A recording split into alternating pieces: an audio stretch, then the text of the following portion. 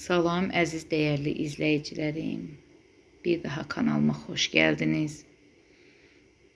Bugünkü mövzumuz, bugünkü bürcümüz Boğa bürcüdür. Bəli, Boğa bürcü insanı fərdi insandır. Fərdi insan demək olar ona. Çünki Boğa insanı ta anadan olduğu gündən, özünü tanıyan gündən nə hərəkət edirsə, nə addım atırsa, öncəlik özüdür. Boğa hər bir işinin başında, önündə özü gedir. Boğa öz dəqiq nə istədiyini bilən biridir. Boğa ailədə, ətrafda, qohumlarla, tanışlarla çox gözəl keçinə bilən biridir. Mehribandır, şəndir, bəli, Boğanın çox bürclərdən fərqləndirən özəl bir xüsusiyyəti var. Yəni, bu xüsusiyyət Boğadan başqa deyərəm o biri bürclərdə yox səviyyəsindədir.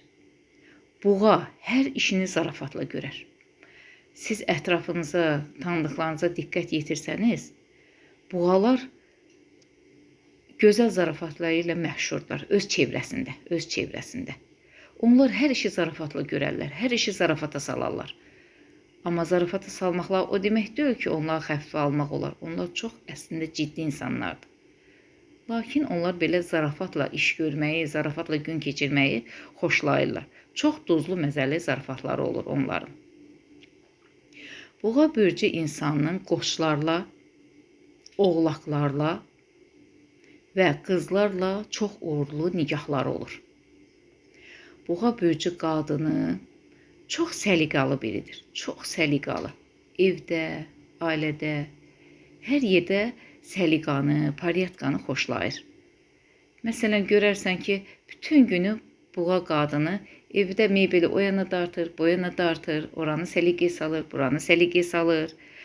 Onun bir geyimini səliqəsiz şəkildə görə bilməsən.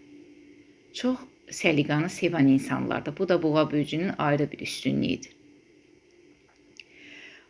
Boğa bürcü üçün bu 2026-cı il demək olar ki, yaxşı gələcək. Üzünə yaxşı gələcək. Uğurları olacaq Boğa bürcünün bu ildə. Subay boğalara nikahlar görsənir. Bəli, nikahlar görsənir. Yaxşı, sağlıqlı ömür olacaq bu il üçün onlara. Bəzi işsiz boğalar işə girəcəklər, nə vaxtı gözləklər, işlə təmin olunacaqlar. Yəni, ümumilikdə 26-cı il onlar üçün düşərli görsənir. Bəli, sevgili boğalar, gözəl boğalar, bugünkü videomuzun sonuna gəldik.